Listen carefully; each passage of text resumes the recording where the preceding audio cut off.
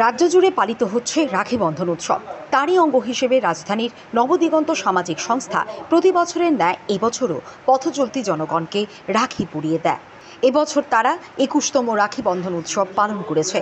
এদিন পথচলতি সবাইকে রাখি পরিয়ে ভ্রাতৃত্বের বন্ধনে আবদ্ধ করেন তারা। বার্তা দেন আরজিকর মেডিকেল কলেজ হাসপাতালের মতো নারকীয় ঘটনা আর যেন একটিও না ঘটে।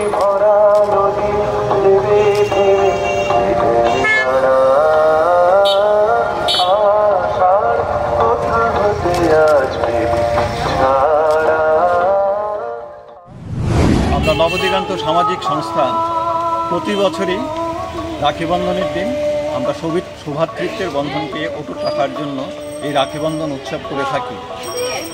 আমরা পথ চলতি মানুষ এবং আশেপাশে যারা ব্যবসায়ী ভাইরা আছে, জনসাধারণ আছে, ওদেরকে আমরা রাখি পরিয়ে এই বার্তাই দিতে চাই যে আমরা সবাই এক, আমরা সবাই এককভাবে সমাজ সুন্দরভাবে এই গঠনের দিকে আমরা চলব।